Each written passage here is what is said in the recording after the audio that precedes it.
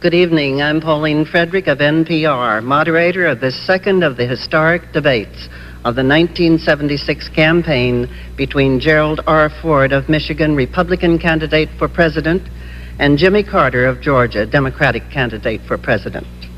Thank you, President Ford, and thank you, Governor Carter, for being with us tonight. This debate takes place before an audience in the Palace of Fine Arts Theater in San Francisco. An estimated 100 million Americans are watching on television as well. San Francisco was the site of the signing of the United Nations Charter 31 years ago. Thus, it is an appropriate place to hold this debate, the subject of which is foreign and defense issues. The questioners tonight are Max Frankel, Associate Editor of the New York Times, Henry L. Truitt, Diplomatic Correspondent of the Baltimore Sun, and Richard Valeriani, Diplomatic Correspondent of NBC News. The ground rules tonight are basically the same as they were for the first debate 2 weeks ago. The questions will be alternated between candidates. By the toss of a coin, Governor Carter will take the first question. Each question sequence will be as follows. The question will be asked, and the candidate will have up to 3 minutes to answer. His opponent will have up to 2 minutes to respond. And prior to the response, the questioner may ask a follow-up question to clarify the candidate's answer when necessary, with up to 2 minutes to reply. Each candidate will have 3 minutes for a closing statement at the end. President Ford and Governor Carter do not have notes or prepared remarks with them this evening, but they may take notes during the debate and refer to them. Mr. Frankel, you have the first question for Governor Carter. Governor, since the Democrats last ran our foreign policy, including many of the men who are advising you, the country has been relieved of the Vietnam agony and the military draft. We've started arms control negotiations with the Russians. We've opened relations with China. We've arranged a disengagement in the Middle East. We've regained influence with the Arabs without deserting Israel. Now maybe we've even begun a process of peaceful change in Africa. Now, you've objected in this campaign to the style with which much of this was done, and you've mentioned some other things that you think ought to have been done. But do you really have a quarrel with this Republican record? Would you not have done any of those things? Well, I think this Republican administration has been almost all style and spectacular and not substance. We've got a chance tonight to talk about, first of all, leadership, the character of our country, and a vision of the future. In every one of these instances, the Ford administration has failed, and I hope tonight that I and Mr. Ford will have a chance to discuss the reason for those failures. Our country is not strong anymore. We're not respected anymore. We can only be strong overseas if we're strong at home. And when I become president, we'll not only be strong in those areas, but also in defense. A defense capability second to none. We've lost in our foreign policy the character of the American people. We've ignored or excluded the American people in the Congress from participation in the shaping of our foreign policy. It's been one of secrecy and exclusion. In addition to that, we've had a chance to become now, contrary to our long-standing beliefs and principles, the arms merchant of the whole world. We've tried to buy success from our enemies, and at the same time we've excluded from the process the normal friendship of our allies. In addition to that, we've become fearful to compete with the Soviet Union on an equal basis. We talk about détente. The Soviet Union knows what they want in détente, and they've been getting it. We have not known what we've wanted, and we've been out-traded in almost every instance. The other point I want to make is about our defense. We've got to be a nation blessed with a defense capability that's efficient, tough, capable, well-organized, narrowly focused, fighting capability.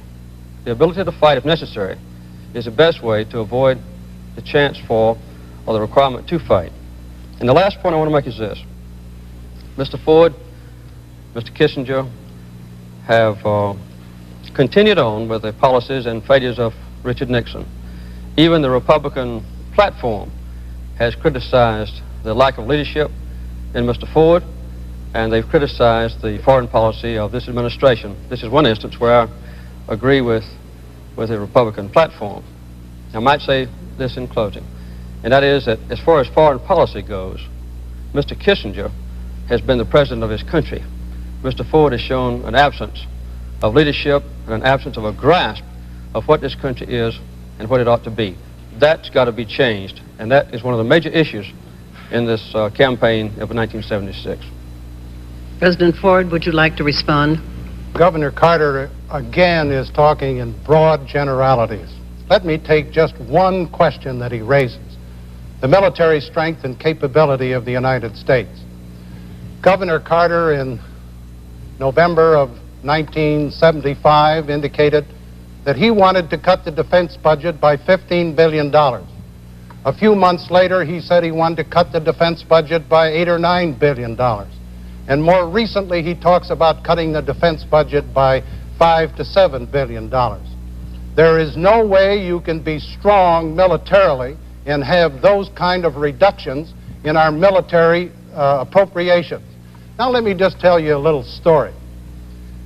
About late October of 1975, I asked the then Secretary of Defense, Mr. Schlesinger, to tell me what had to be done if we were going to reduce the defense budget by $3 to $5 billion. A few days later, Mr. Schlesinger came back and said, if we cut the defense budget by $3 to $5 billion, we will have to cut military personnel by 250,000, civilian personnel by 100,000, jobs in America by 100,000. We would have to stretch out our aircraft procurement. We would have to reduce our naval construction program. We would have to reduce the research and development for the Army, the Navy, the Air Force, and Marines by 8%. We would have to close 20 military bases in the United States immediately. That's the kind of a defense program that Mr. Carter wants. Let me tell you this straight from the shoulder. You don't negotiate with Mr. Brezhnev from weakness, and the kind of a defense program that Mr. Carter wants will mean a weaker defense and a poor negotiating position. Mr. Truitt, a question for President Ford. Mr. President, my question really is the other side of the coin from Mr. Frankel's. For a generation, the United States has had a foreign policy based on containment of communism. Yet we have lost the first war in Vietnam. We lost a shoving match in Angola. The communists threatened to come to power by peaceful means in Italy, and relations generally have cooled with the Soviet Union in the last few months. So let me ask you first, what do you do about such cases as Italy? And secondly, does this general drift mean that we're moving back towards something like an old Cold War relationship with the Soviet Union? I don't believe we should move to a Cold War relationship. I think it's in the best interest of the United States and the world as a whole that the United States negotiate rather than go back to the Cold War relationship with the Soviet Union. I don't look at the picture as bleakly as you have indicated in your question, Mr. Truitt. I believe that the United States has had many successes in recent years, in recent months, as far as the communist movement is concerned. We have been successful in Portugal, where a year ago it looked like there was a very great possibility that the communists would take over in Portugal. It didn't happen. We have a democracy in Portugal today. A few months ago, or I should say maybe 2 years ago, the Soviet Union looked like they had continued strength in the Middle East. Today, according to Prime Minister Rabin, the Soviet Union is weaker in the Middle East than they have been in many, many years. The facts are, the Soviet Union relationship with Egypt is at a low level. The Soviet Union relationship with Syria is at a very low point. The United States today, according to Prime Minister Rabin of Israel, is at a peak in its influence and power in the Middle East. But let's turn for a minute to the Southern African operations that are now going on. The United States of America took the initiative in Southern Africa. We wanted to end the bloodshed in Southern Africa. We wanted to have the right of self-determination in Southern Africa. We wanted to have majority rule with the full protection of the rights of the minority. We wanted to preserve human dignity in Southern Africa. We have taken the initiative, and in Southern Africa today, the United States is trusted by the black frontline nations and black Africa. The United States is trusted by the other elements in Southern Africa. The United States foreign policy under this administration has been one of progress and success. And I believe that instead of talking about Soviet progress, we can talk about American successes. And may I make an observation, part of the question you asked, Mr. Truitt? I don't believe that it's in the best interest of the United States and the NATO nations to have a communist government in NATO. Mr. Carter has indicated he would look with sympathy to a communist government in NATO. I think that would destroy the integrity and the strength of NATO, and I am totally opposed to it. Well, Mr. Ford, unfortunately, has just made a statement that's not true. I have never advocated a communist government for Italy. That would obviously be a ridiculous thing for anyone to do who wanted to be president of this country. I think that this is an instance of deliberate distortion, and this has occurred also in the question about defense. As a matter of fact, I've never advocated any cut of $15 billion in our defense budget. As a matter of fact, Mr. Ford has made a political football out of the defense budget. About a year ago, he cut the Pentagon budget $6.8 billion. After he fired James Schlesinger, the political heat got so great that he added back about $3 billion. When Ronald Reagan won the Texas primary election, Mr. Ford added back another $1.5 billion. Immediately before the Kansas City Convention, he added back another $1.8 billion in the defense budget. And his own Office of Management and Budget testified that he had a $3 billion cut insurance added to the defense budget under the pressure from the Pentagon. Obviously, this is another indication of trying to use the defense budget for political purposes, which he's trying to do tonight. Now, we went into South Africa late, after Great Britain, Rhodesia, the black nations had been trying to solve this problem for many, many years. We didn't go in until right before the election, similar to what was taking place in 1972, when Mr. Kissinger announced peace is at hand just before the election of that time. And we have weakened our position in NATO because the other countries in Europe supported the democratic forces in Portugal long before we did. We stuck to the Portugal dictatorships much longer than other democracies did in this world. Mr. Valeriani, a question for Governor Carter. Governor Carter, much of what the United States does abroad is done in the name of the national interest. What is your concept of the national interest? What should the role of the United States in the world be? And in that connection, considering your limited experience in foreign affairs and the fact that you take some pride in being a Washington outsider, don't you think it would be appropriate for you to tell the American voters before the election the people that you would like to have in key positions, such as Secretary of State, Secretary of Defense, National Security Affairs Advisor at the White House? Well, I'm not going to name my cabinet before I get elected. I've got a little ways to go before I start doing that. But I have an adequate background, I believe. I am a graduate of the U.S. Naval Academy, the first military graduate since Eisenhower. I've served as governor of Georgia and have traveled extensively in foreign countries in South America, Central America, Europe, the Middle East, and in Japan.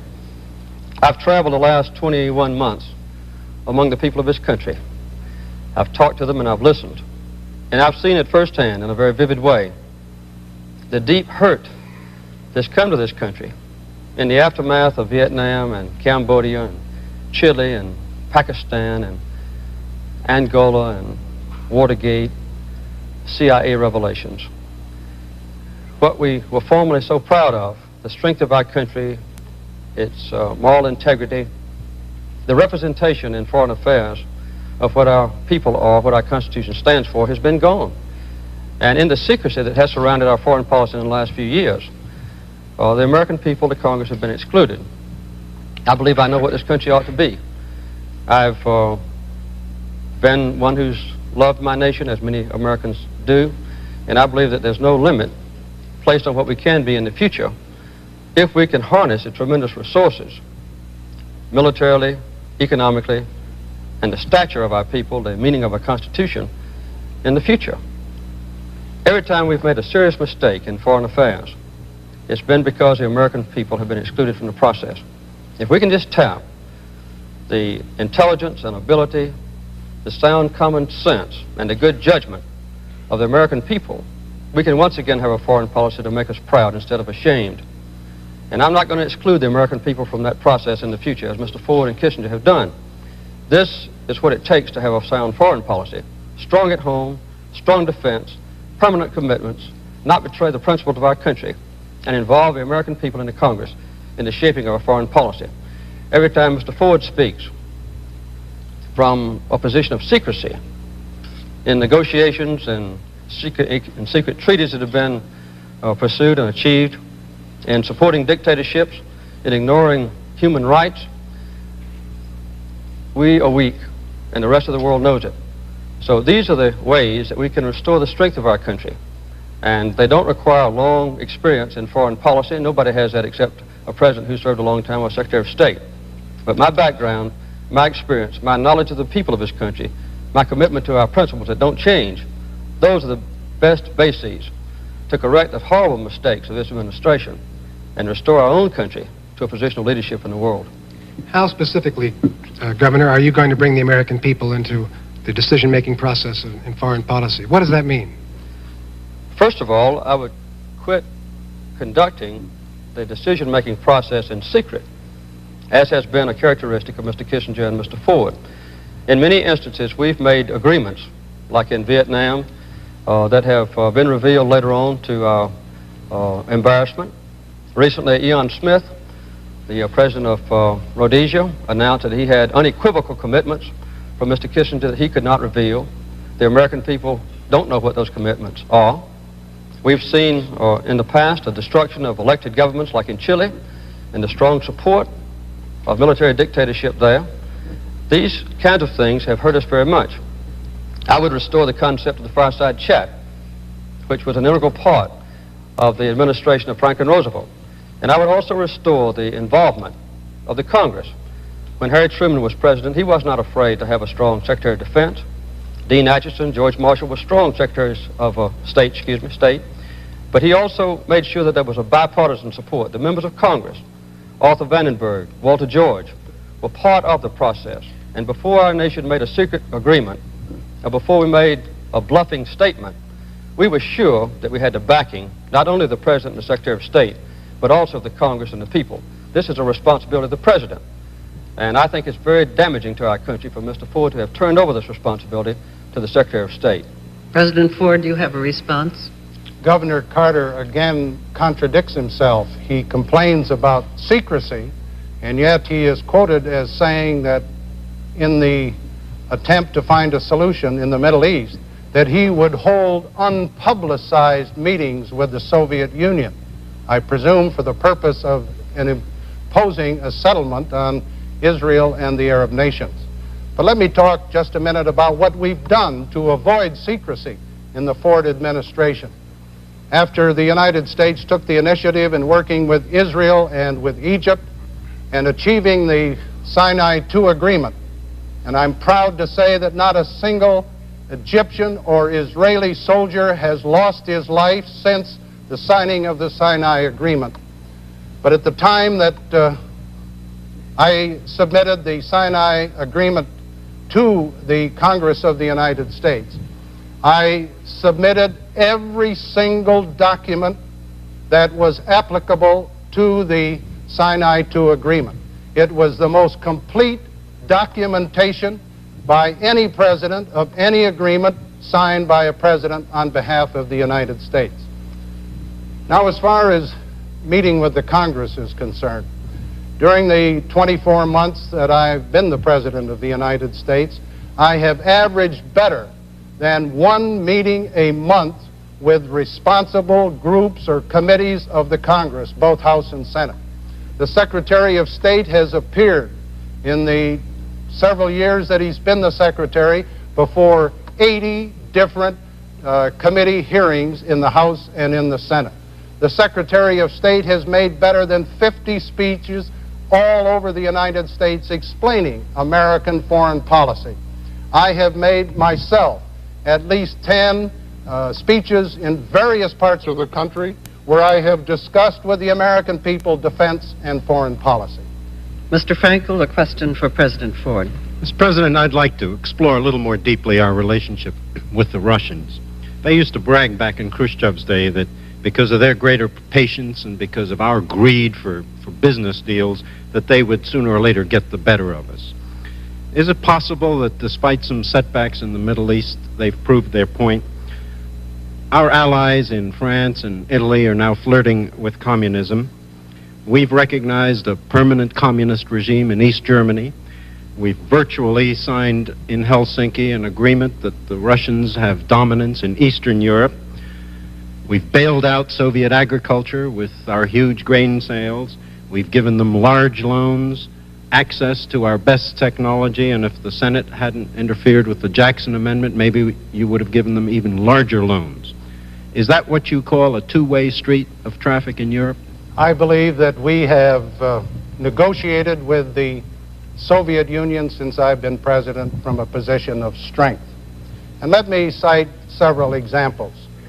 Shortly after I became president, in December of 1974, I met with General Secretary Brezhnev in Vladivostok, and we agreed to a mutual cap on the ballistic missile launchers at a ceiling of 2,400, which means that the Soviet Union, if that becomes a permanent agreement, will have to make a reduction in their launchers that they now have or plan to have. I negotiated at Vladivostok with Mr. Brezhnev a limitation on the MIRVing of their ballistic missiles at a figure of 1320, which is the first time that any president has achieved a cap either on launchers or on MIRVs. It seems to me that we can go from there to the grain sales. The grain sales have been a benefit to American agriculture. We have achieved a 5 3/4 year sale of a minimum of 6 million metric tons, which means that they have already bought about 4 million metric tons this year and are bound to buy another 2 million metric tons to take the grain and corn and wheat that the American farmers have produced in order to have full production. And these grain sales to the Soviet Union have helped us tremendously in meeting the costs of the additional oil and the oil that we have bought from overseas. If we turn to Helsinki, I'm glad you raised it, Mr. Frankel. In the case of Helsinki, 35 nations signed an agreement, including the Secretary of State for the Vatican. I can't under any circumstances believe that His Holiness the Pope would agree by signing that agreement that the 35 nations have turned over to the Warsaw Pact nations the domination of Eastern Europe. It just isn't true. And if Mr. Carter alleges that His Holiness, by signing that, has done it, he is totally inaccurate. Now, what has been accomplished by the Helsinki Agreement? Number one, we have an agreement where they notify us and we notify them of any military maneuvers that are to be undertaken. They have done it in both cases where they've done so. There is no Soviet domination of Eastern Europe, and there never will be under a Ford administration. I'm sorry, could I just follow? Did I understand you to say, sir, that the Russians are not using Eastern Europe as their own sphere of influence and occupying most of the countries there and making sure with their troops that it's a communist zone, whereas on our side of the line, the Italians and the French are still flirting with possibility? I don't believe, Mr. Frankel, that the Yugoslavians consider themselves dominated by the Soviet Union. I don't believe that the Romanians consider themselves dominated by the Soviet Union. I don't believe that the Poles consider themselves dominated by the Soviet Union. Each of those countries is independent, autonomous. It has its own territorial integrity. And the United States does not concede that those countries are under the domination of the Soviet Union. As a matter of fact, I visited Poland, Yugoslavia, and Romania to make certain that the people of those countries understood that the President of the United States and the people of the United States are dedicated to their independence, their autonomy, and their freedom. Governor Carter, have your response. Well, in the first place, I'm not criticizing His Holiness the Pope. I was talking about Mr. Ford. The fact is that secrecy has surrounded the decisions made by the Ford administration. In the case of the Helsinki Agreement, it may have been a good agreement at the beginning, but we have failed to enforce the so-called Basket 3 part, which ensures the right of people to migrate, to join their families, to be free, to speak out. The Soviet Union is still jamming Radio Free Europe. Radio Free Europe is being jammed. We've also seen a very serious problem with the so-called Sonnenfeld document, which apparently Mr. Ford has just endorsed, which said that there's an organic linkage between the Eastern European countries and the Soviet Union. And I would like to see Mr. Ford convince the Polish Americans and the Czech Americans and the Hungarian Americans in this country that those countries don't live under the domination and supervision of the Soviet Union behind the Iron Curtain. We also have seen Mr. Ford exclude himself from access to the public. He hasn't had a tough cross-examination type press conference in over 30 days. One press conference he had without sound. He's also shown a weakness in yielding to pressure. The Soviet Union, for instance, put pressure on Mr. Ford, and he refused to see a symbol of human freedom recognized around the world, Alexander Solzhenitsyn. The Arabs have put pressure on Mr. Ford, and he's yielded, and has permitted a boycott by the Arab countries of American businesses who trade with Israel, or who have American Jews owning or taking part in the management of American companies. His own Secretary of Commerce had to be subpoenaed by the Congress to reveal the names of businesses who were subject to this boycott. They didn't volunteer the information.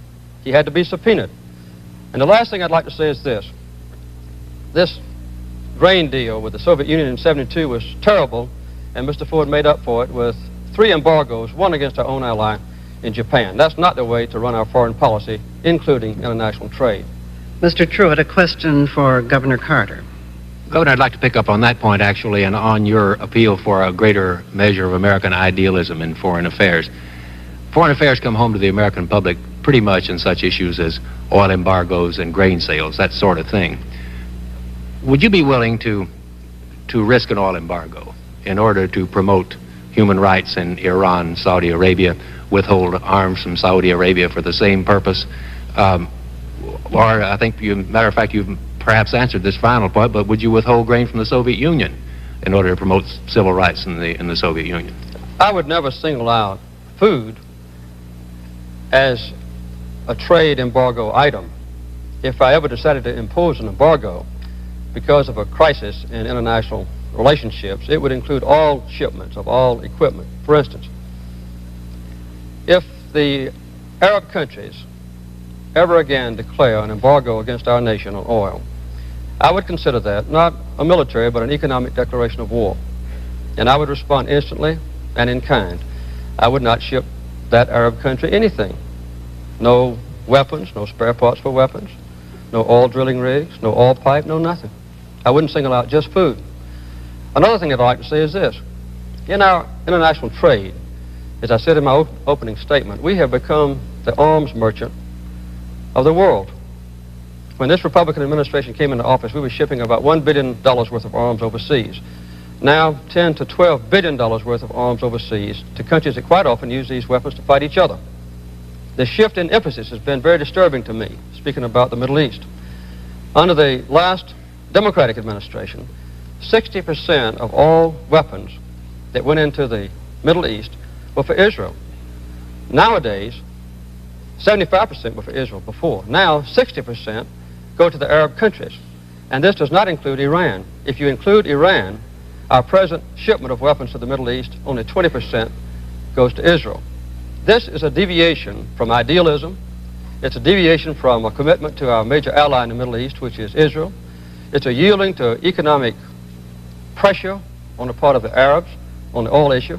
And it's also a tremendous indication that under the Ford administration, we have not addressed the energy policy adequately. We still have no comprehensive energy policy in this country.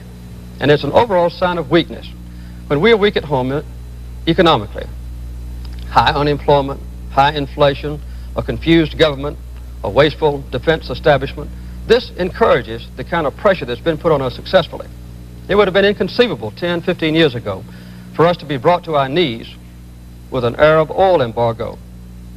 But it was done 3 years ago, and they are still putting pressure on us from the Arab countries to our discredit around the world. These are the weaknesses that I see, and I believe it's not just a matter of idealism. It's a matter of being tough.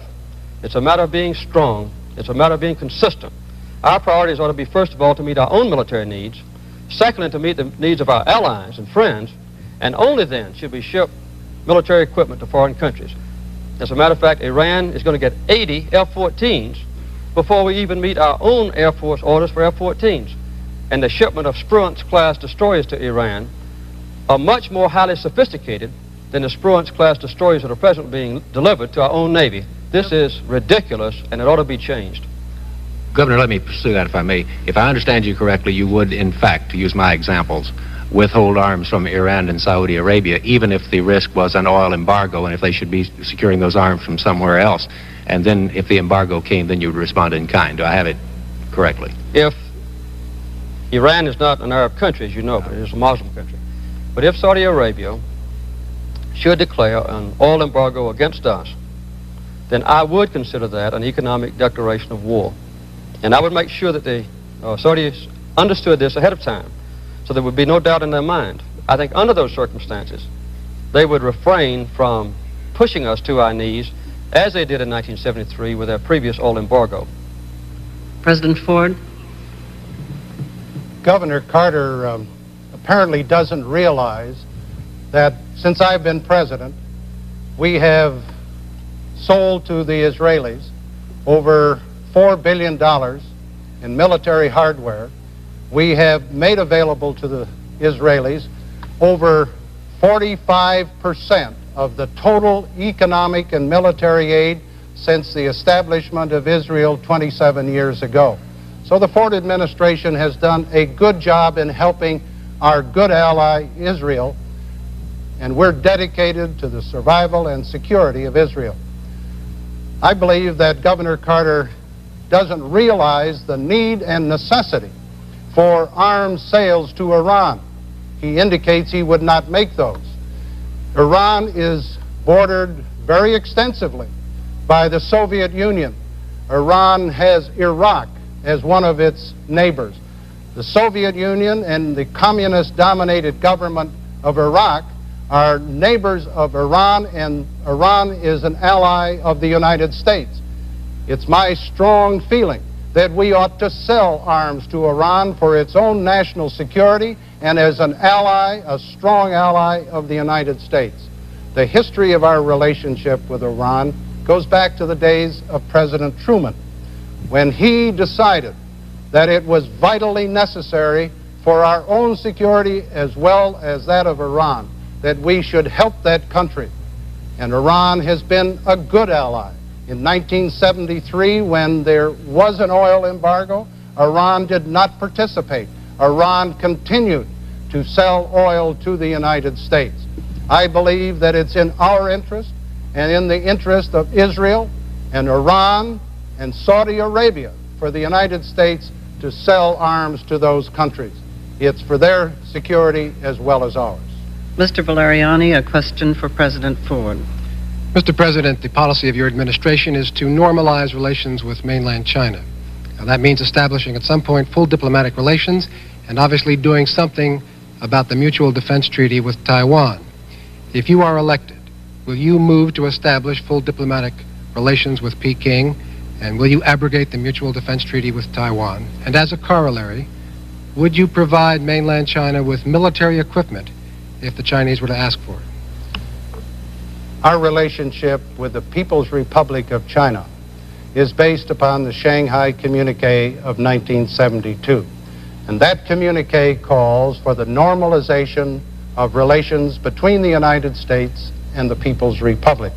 It doesn't set a time schedule. It doesn't make a determination as to how that relationship should be achieved in relationship to our current diplomatic recognition and obligations to the Taiwanese government.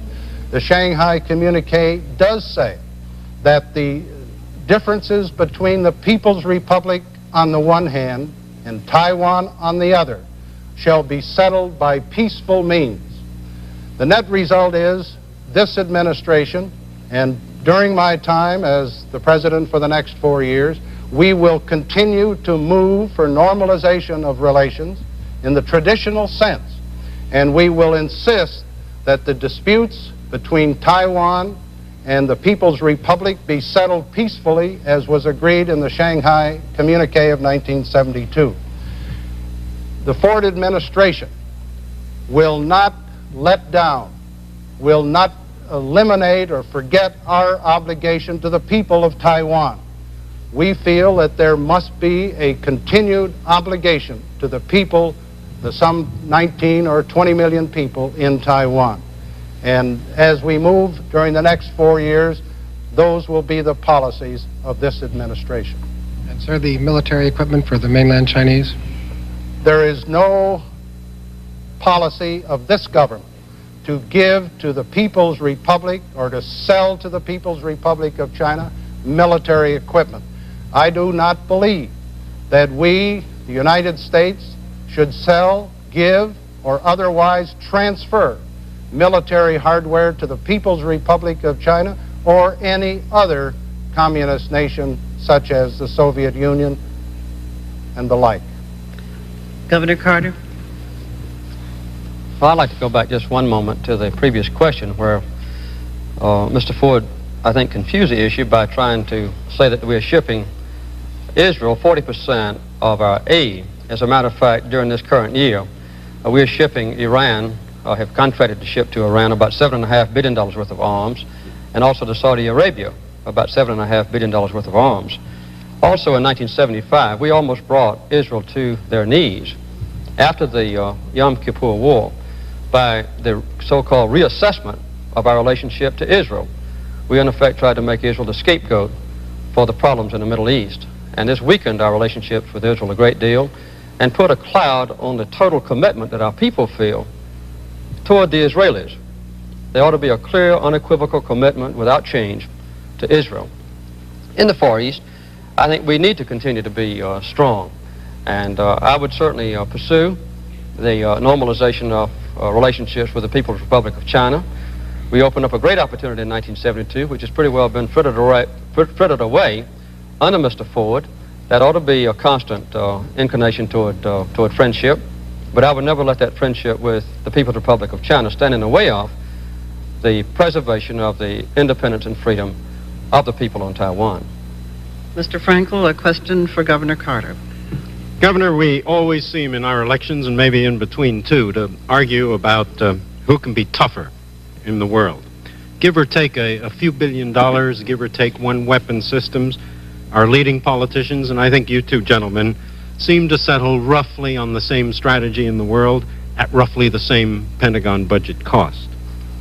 How bad do things have to get in our own economy?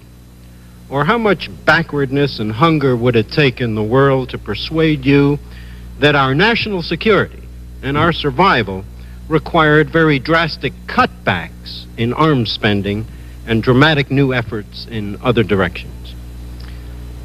Well, always in the past, we've had an ability to have a strong defense and also to have a strong domestic economy, and also to be strong in our reputation and influence within the community of nations. These characteristics of our country have been endangered under Mr. Ford. We are no longer respected. In a showdown vote in the United Nations or in any other international council, we're lucky to get 20% of the other nations to vote with us. Our allies feel that we've neglected them. The so-called Nixon shocks against Japan have weakened our relationships there. Under this administration, we've also had an inclination to keep separate the European countries, thinking that if they are separate, then we can dominate them and proceed with our secret, Lone Ranger type diplomatic efforts. I would also like to point out that we in this country have let our economy go down the drain. The worst inflation since the Great Depression, the highest unemployment of any developed nation of the world. We have a higher unemployment rate in this country than Great Britain, than West Germany. Our unemployment rate is twice as high as it is in Italy. It's 3 or 4 times as high as it is in Japan. And that terrible circumstance in this country is exported overseas. We comprise about 30% of the world's economic, trade, power, influence. And when we're weak at home, weaker than all our allies, that weakness weakens the whole free world. So strong economy is very important. Another thing that we need to do is to reestablish the good relationships that we ought to have between the United States and our natural allies and friends. They have felt neglected. And using that base of strength, and using the idealism, the honesty, the predictability, the commitment, the integrity of our own country, that's where our strength lies. And that would permit us to deal with the developing nations in a position of strength. Under this administration, we've had a continuation of the so-called balance of power politics, where everything is looked on as a struggle between us on the one side, the Soviet Union on the other. Our allies, the smaller countries, get trampled in the rush. What we need is to try to seek individualized bilateral relationships with countries, regardless of their size, and to establish world order politics, which means that we want to preserve peace through strength. We also want to revert back to the stature and the respect that our country had in previous administrations.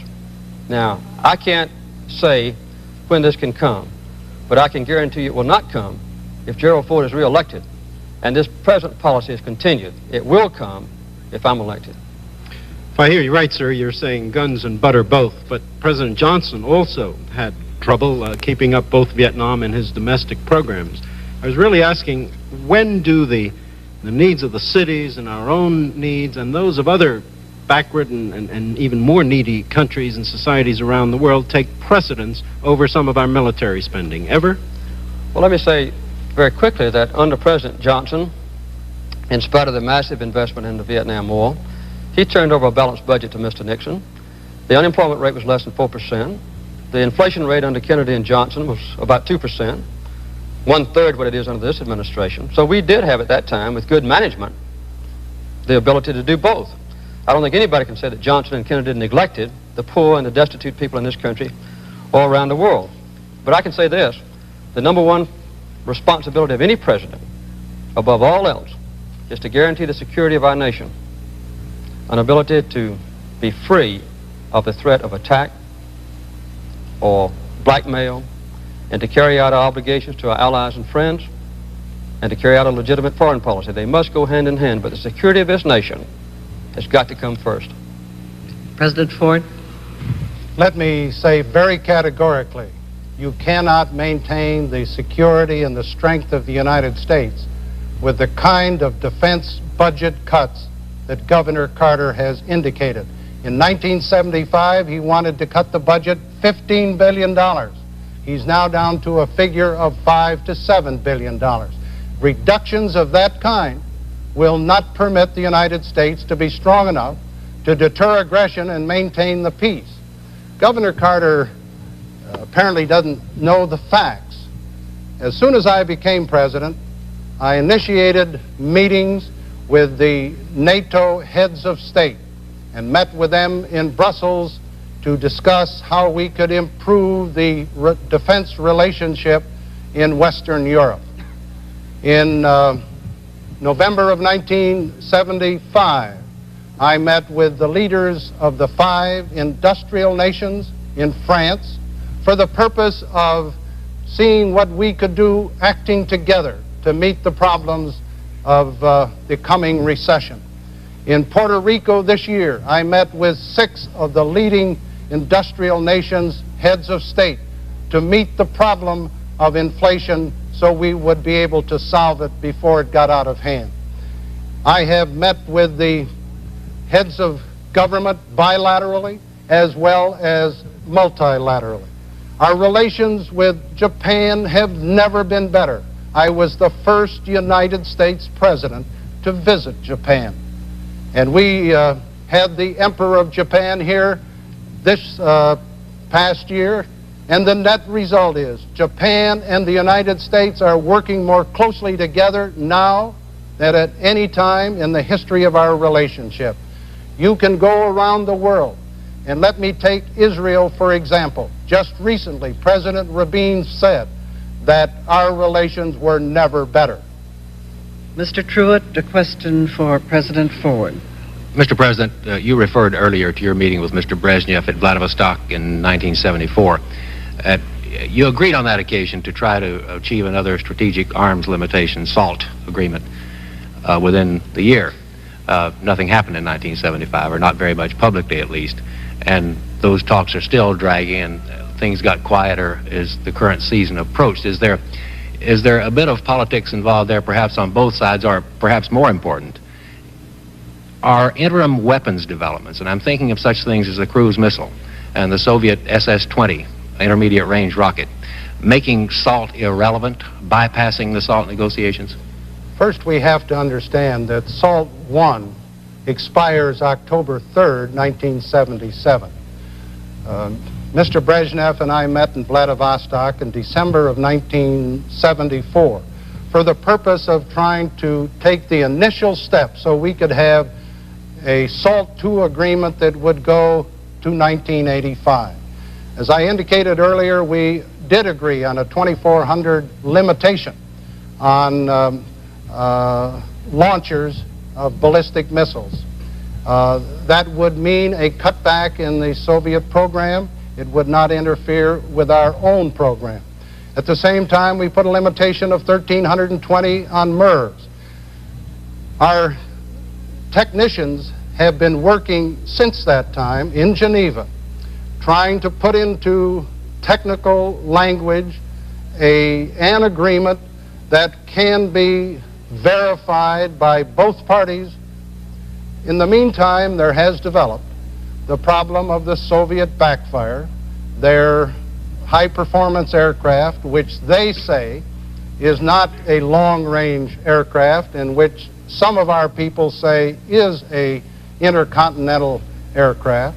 In the interim, there has been the development on our part primarily, the cruise missiles that could be launched from land-based mobile installations, cruise missiles that could be launched from high-performance aircraft like the B-52s or the B-1s, which I hope we proceed with, cruise missiles which could be launched from either surface or submarine naval vessels. Those gray area weapon systems are creating some problems in the agreement for a SALT II negotiation. But I can say that I am dedicated to proceeding, and I met just last week with the foreign minister of the Soviet Union, and he indicated to me that the Soviet Union was interested in narrowing the differences and making a realistic and a sound compromise. I hope and trust in the best interest of both countries and in the best interest of all people throughout this globe that the Soviet Union and the United States can make a mutually beneficial agreement.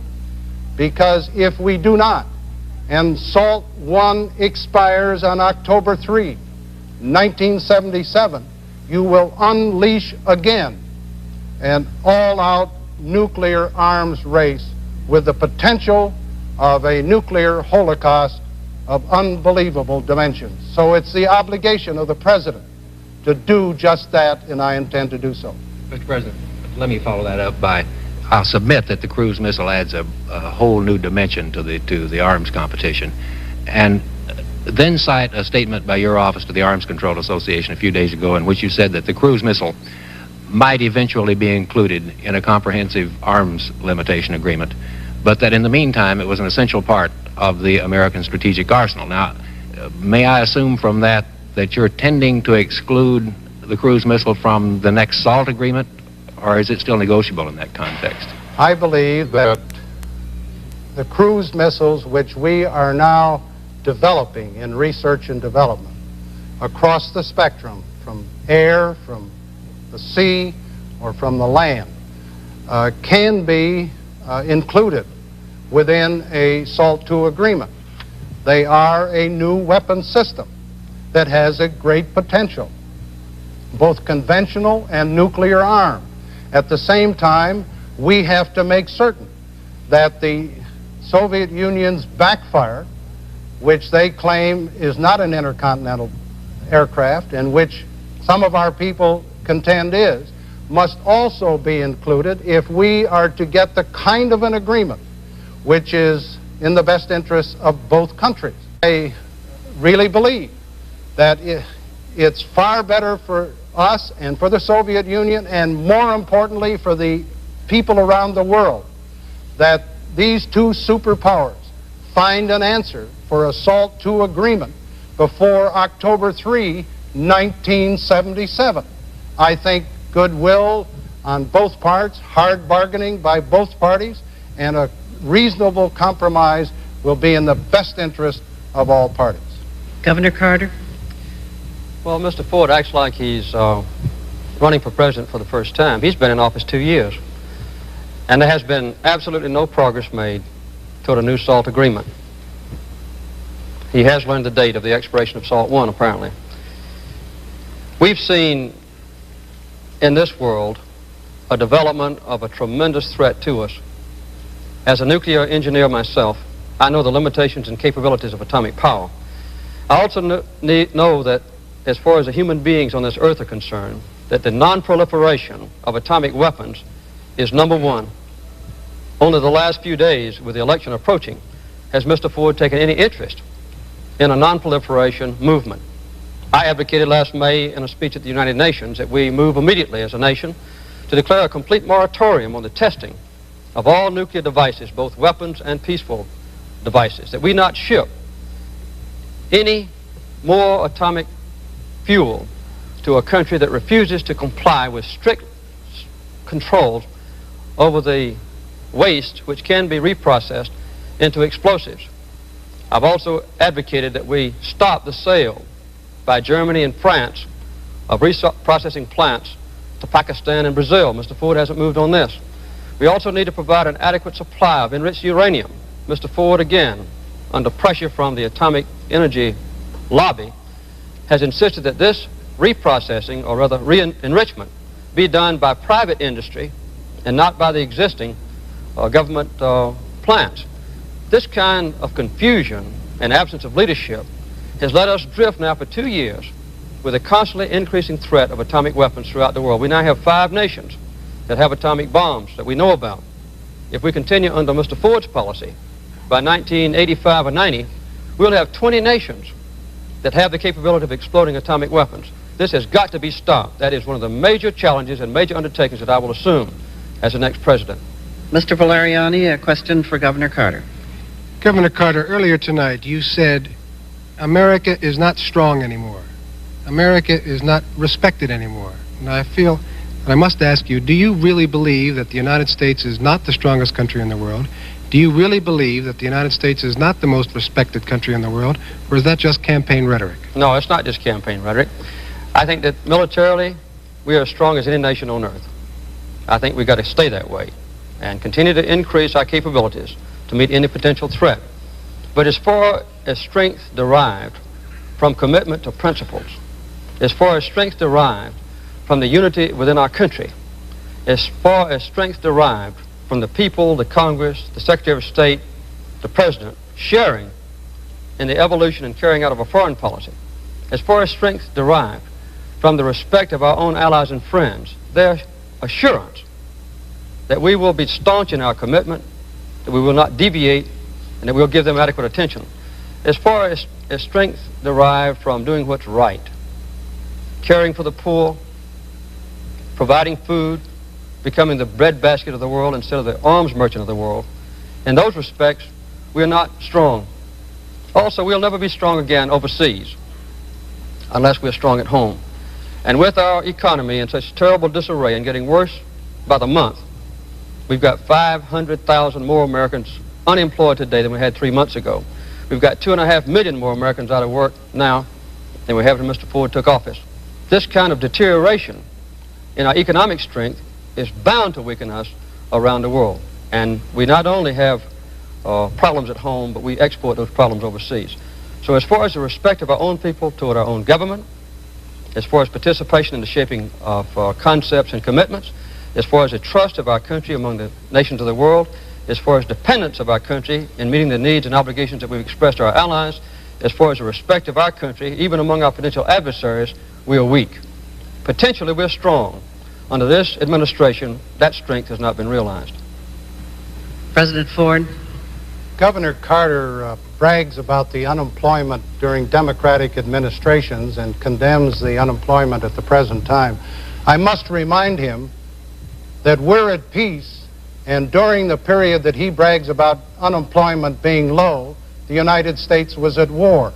Now let me correct one other comment that Governor Carter has made.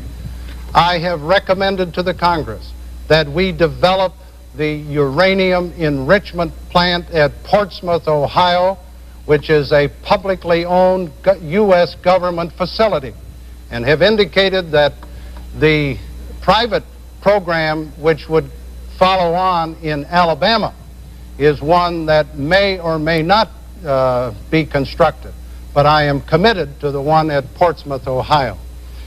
The governor also talks about morality in foreign policy. The foreign policy of the United States meets the highest standards of morality. What is more moral than peace? And the United States is at peace today. What is more moral in foreign policy than the World Food Conference in Rome in 1974, when the United States committed 6 million metric tons of food, over 60% of the food committed for the disadvantaged and underdeveloped nations of the world.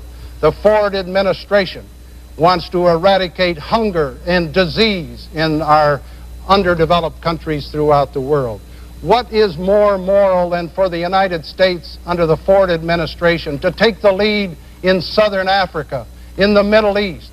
Those are initiatives in foreign policy which are of the highest moral standard, and that is indicative of the foreign policy of this country. Mr. Frankel, a question for President Ford. Mr. President, can we stick with morality? For a lot of people, seems to cover a bunch of sins. Mr. Nixon and Mr. Kissinger used to tell us that instead of morality, we had to worry in the world about living with and letting live all kinds of governments that we really didn't like. North and South Korean dictators, Chilean fascists, Chinese communists, Iranian emperors, and so on. They said the only way to get by in a wicked world was to treat others on the basis of how they treated us, and not how they treated their own people.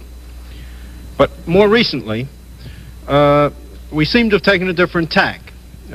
We seem to have decided that it is part of our business to tell the Rhodesians, for instance, that the way they're treating their own black people is wrong and they've got to change their government, and we've put pressure on them. We were rather liberal in our advice to the Italians as to how to vote.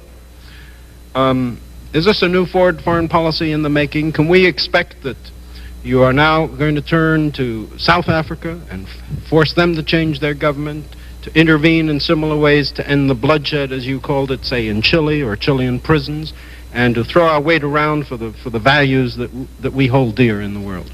I believe that our foreign policy must express the highest standards of morality. And the initiatives that we took in Southern Africa are the best examples of what this administration is doing, and will continue to do in the next 4 years. If the United States had not moved when we did in Southern Africa, there's no doubt there would have been an acceleration of bloodshed in that tragic part of the world. If we had not taken our initiative, it's very, very possible that the government of Rhodesia would have been overrun, and that the Soviet Union and the Cubans would have dominated Southern Africa. So the United States, seeking to preserve the principle of self-determination, to eliminate the possibility of bloodshed, to protect the rights of the minority as we insisted upon the rights of the majority, I believe followed the good conscience of the American people in foreign policy. And I believe that we have used our skill. Secretary of State Kissinger has done a superb job in working with the black African nations, the so-called frontline nations. He has done a superb job in getting the Prime Minister of South Africa, Mr. Forrester, to agree that the time had come for a solution to the problem of Rhodesia. Secretary Kissinger, in his meeting with Prime Minister Smith of Rhodesia, was able to convince him that it was in the best interests of whites as well as blacks in Rhodesia to find an answer for a transitional government and then a majority government. This is a perfect example of the kind of leadership that the United States under this administration has taken. And I can assure you that this administration will follow that high moral principle in our future efforts in foreign policy, including our efforts in the Middle East, where it is vitally important because the Middle East is the crossroads of the world. There have been more disputes, and it's an area where there's more volatility than any other place in the world.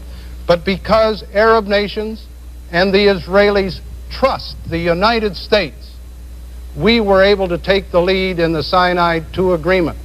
And I can assure you that the United States will have the leadership role in moving toward a comprehensive settlement of the Middle Eastern problems, I hope and trust, as soon as possible. And we will do it with the highest moral principles. Mr. President, just clarify one point. There are lots of majorities in the world that feel they're being pushed around by minority governments. And are you saying they can now expect to look to us for not just good cheer, but throwing our weight on their side in South Africa or on Taiwan or in Chile to help change their governments as in Rhodesia?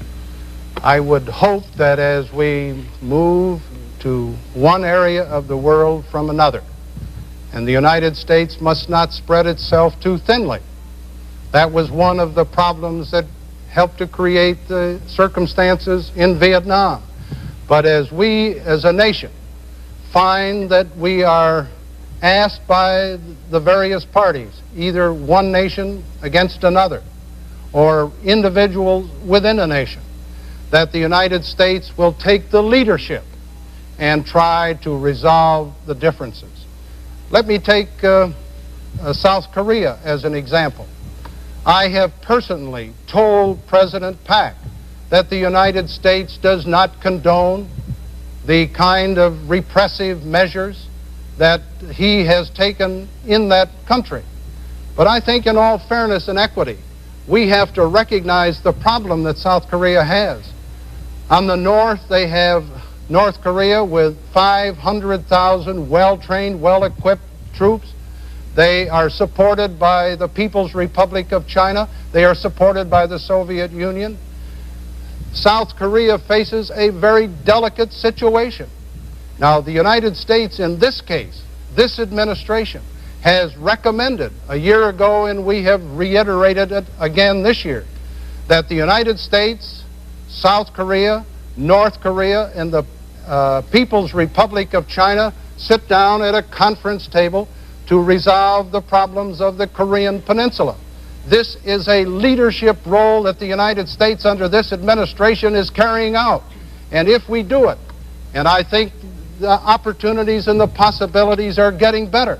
We will have solved many of the internal domestic problems that exist in South Korea at the present time. Governor Carter?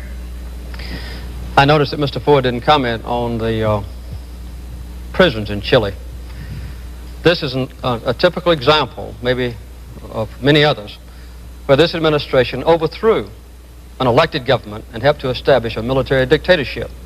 This has not been an ancient history story. Last year, under Mr. Ford, of all the food for peace that went to South America, 85% went to the military dictatorship in Chile.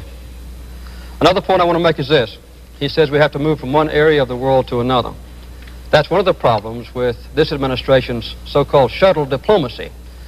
While the Secretary of State's in one country, there are almost 150 others that are wondering what we're going to do next.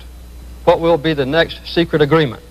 We don't have a comprehensive, understandable foreign policy that deals with world problems or even regional problems. Another thing that concerned me was what Mr. Ford said about unemployment, that insinuating that under Johnson and Kennedy that unemployment could only be held down when this country is at war. Karl Marx said that the free enterprise system in a democracy can only continue to exist when they are at war or preparing for war. Karl Marx was a grandfather of communism. I don't agree with that statement. I hope Mr. Ford doesn't either.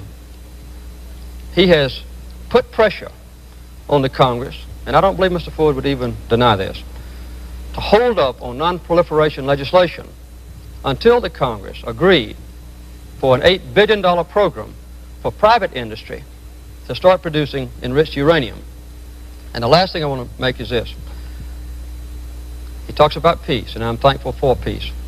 We were peaceful when Mr. Ford went into office, but he and Mr. Kissinger and others tried to start a new Vietnam and Angola, and it was only the outcry of the American people and the Congress when the secret deal was discovered that prevented our renewed involvement in that conflagration which was taking place there. Gentlemen, I'm sorry to say we do not have time enough for two complete sequences of questions. We now have only 12 minutes left. Therefore, I would like to ask for shorter questions and shorter answers. And we also will drop the follow-up question. Each candidate may still respond, of course, to the other's answer. Mr. Truitt, question for Governor Carter. Governor Carter, before this event, the most communications I received concerned Panama. Would you, as president, be prepared to sign a treaty which, at a fixed date, yielded administrative and economic control of the canal zone and shared defense, which, as I understand it, is the position the United States took in 1974? Well, here again, the Panamanian question is one that's been confused by Mr. Ford. He had directed his diplomatic representative to yield to the Panamanians full sovereignty over the Panama Canal Zone at the end of a certain period of time. When Mr. Reagan raised this question in Florida, Mr. Ford not only disavowed his instructions, but he also even dropped, parenthetically, the use of the word détente. I would never give up complete control or practical control of the Panama Canal Zone, but I would continue to negotiate with the Panamanians. When the original treaty was signed back in the early 1900s, when Theodore Roosevelt was president, Panama retained sovereignty over the Panama Canal Zone. We retained control as though we had sovereignty. Now, I would be willing to go ahead with negotiations. I believe that we could share more fully responsibilities for the Panama Canal Zone with Panama. I would be willing to continue to raise the payment for shipment of goods through the Panama Canal Zone. I might even be willing to reduce to some degree our military emplacements in the Panama Canal Zone. But I would not relinquish practical control of the Panama Canal Zone anytime in the foreseeable future. President Ford. The United States must and will maintain complete access to the Panama Canal. The United States must maintain a defense capability of the Panama Canal. and the United States will maintain our national security interest in the Panama Canal. The negotiations for the Panama Canal started under President Johnson and have continued up to the present time. I believe those negotiations should continue, but there are certain guidelines that must be followed, and I've just defined them.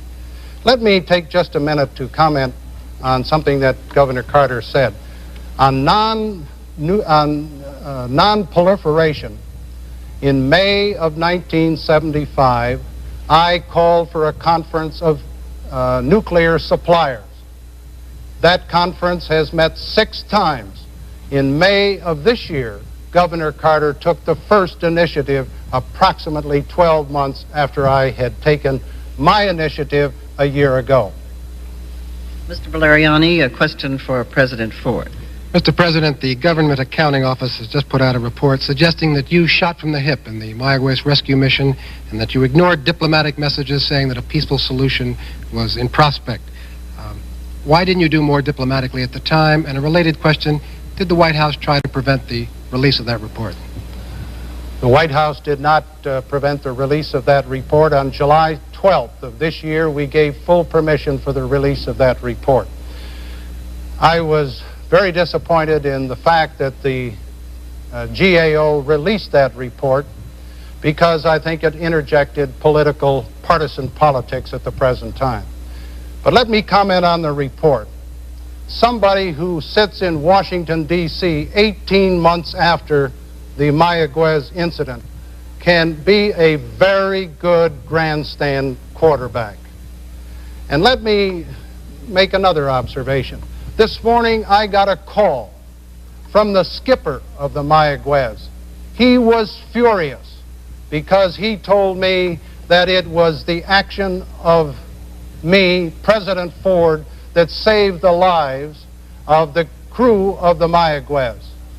And I can assure you that if we had not taken the strong and forceful action that we did, we would have been criticized very, very severely for sitting back and not moving. Captain Miller is thankful. The crew is thankful. We did the right thing. It seems to me that those who sit in Washington 18 months after the incident are not the best judges of the decision-making process that had to be made by the National Security Council and by myself at the time the incident was developing in the Pacific. Let me assure you that we made every possible overture to the People's Republic of China and through them to the Cambodian government. We made diplomatic protests to the Cambodian government through the United Nations. Every possible diplomatic means was utilized. But at the same time, I had a responsibility, and so did the National Security Council, to meet the problem at hand. And we handled it responsibly, and I think Captain Miller's testimony to that effect is the best evidence. Governor Carter. Well, I'm reluctant to comment on the recent report. I haven't read it. I think the American people have only one requirement, that the facts about Mayaguez be given to them accurately and completely. Mr. Ford has been there for 18 months.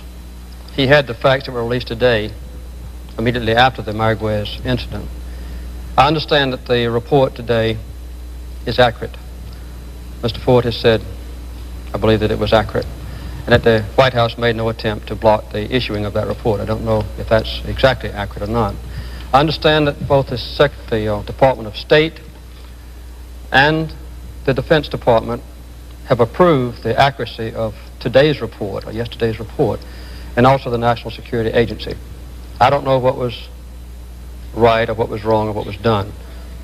The only thing I believe is that whatever the knowledge was that Mr. Ford had should have been given to the American people 18 months ago, immediately after the Mayaguez incident occurred. This is what the American people want.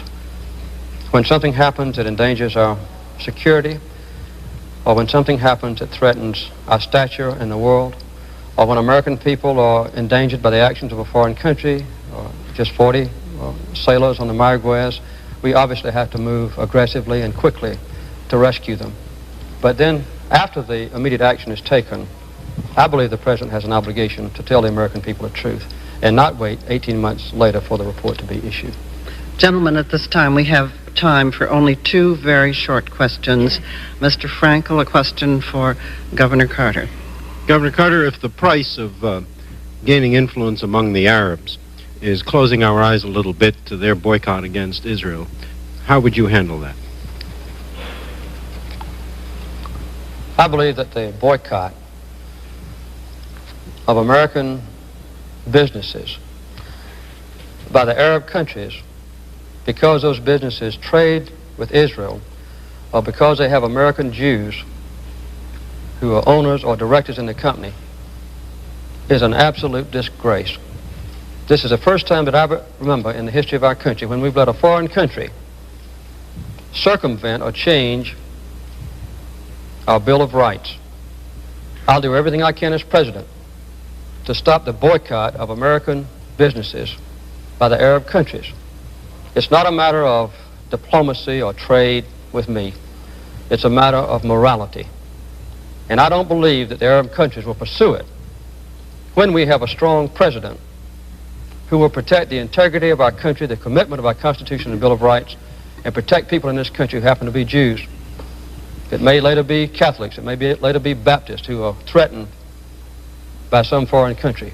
But we ought to stand staunch, and I think it's a disgrace that so far Mr. Ford's administration has blocked the passage of legislation that would have revealed by law every instance of the boycott, and it would have prevented the boycott from continuing.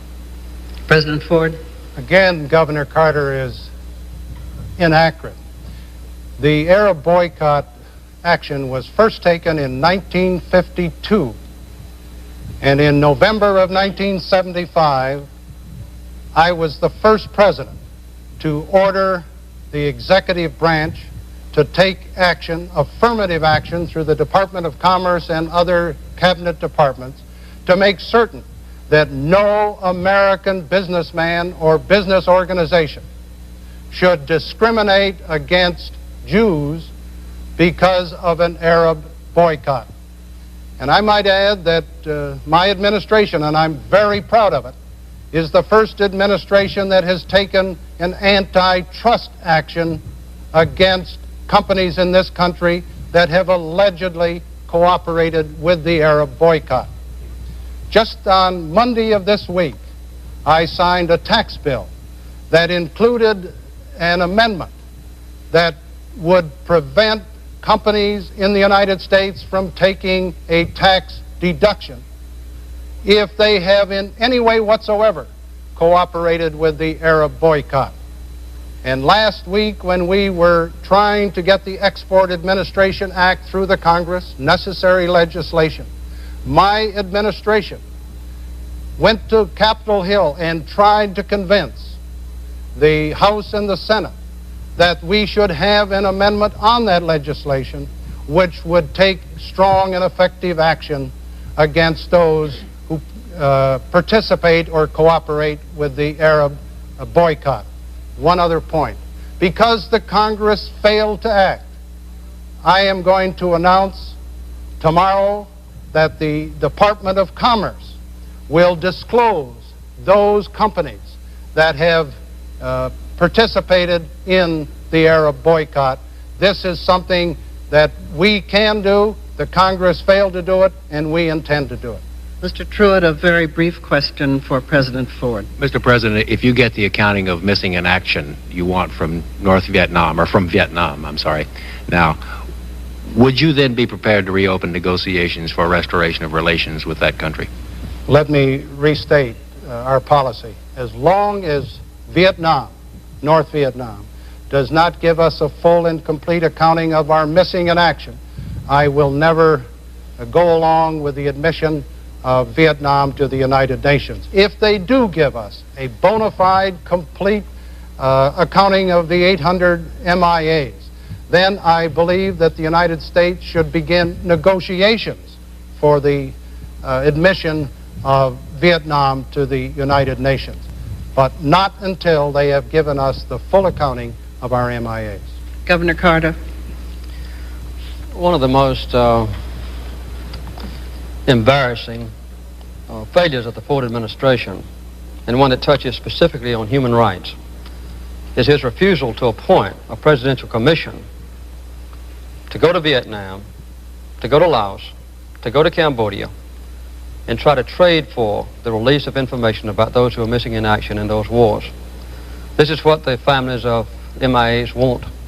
So far, Mr. Ford has not done it. We've had several fragmentary efforts by members of the Congress and by private citizens. Several months ago, the Vietnam government said, we are ready to sit down and negotiate for release of information on MIAs. So far, Mr. Ford has not responded.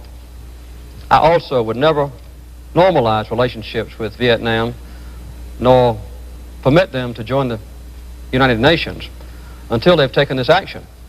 But that's not enough. We need to have an active and aggressive action on part of the president, leader of this country, to seek out every possible way to get that information, which has kept the MIA families in despair and doubt, and Mr. Ford has just not done it. Thank you, Governor Carter. That completes the questioning for this evening. Each candidate now has up to 3 minutes for a closing statement. It was determined by the toss of a coin that Governor Carter would take the first question, and he now goes first with his closing remarks. Governor Carter. The purpose of this debate and the outcome of the election will determine three basic things: leadership, upholding the principles of our country, and proper priorities and commitments for the future. This election will also determine what kind of world we leave our children. Will it be a nightmare world threatened with the proliferation of atomic bombs, not just in 5 major countries, but dozens of smaller countries that have been permitted to develop atomic weapons because of a failure of our top leadership to stop proliferation? Will we have a world of hunger and hatred? And will we be living in an armed camp, stripped of our friendship and allies, hiding behind a tight defense that's been drawn in around us because we are fearful of the outside world? Will we have a government of secrecy that excludes the American people from participation in making basic decisions and therefore covers up mistakes and makes it possible for our government, to depart from the principles of our Constitution and Bill of Rights? Or will we have a world of peace with the threat of atomic weapons eliminated, with full trade, with our people at work, inflation controlled, openness in government, our people proud once again, Congress, citizens, President, Secretary of State, working in harmony and unity toward a common future? A world where people have enough to eat, and a world where we care about those who don't. Can we become a breadbasket of the world instead of the arms merchant of the world? I believe we can, and we ought to. Now, we've been hurt in recent years in this country. In the aftermath of Vietnam, Cambodia, Chile, Pakistan, Angola, Watergate, CIA, we've been hurt. Our people feel that we've lost something precious. That's not necessary. I want to see our nation return to a posture and an image and a standard to make us proud once again. I remember the world of NATO and the world of Point 4 and the world of the Marshall Plan and the world of the Peace Corps. Why can't we have that once again?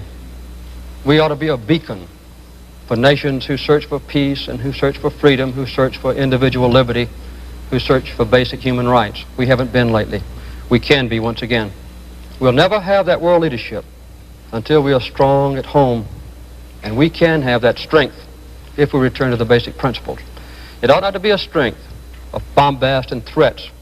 It ought to be a quiet strength based on the integrity of our people, the vision of the Constitution, and an innate, strong will and purpose that God's given us in the greatest nation on earth, the President United States. Ford. As we have seen tonight, foreign policy and defense policy are difficult and complex issues.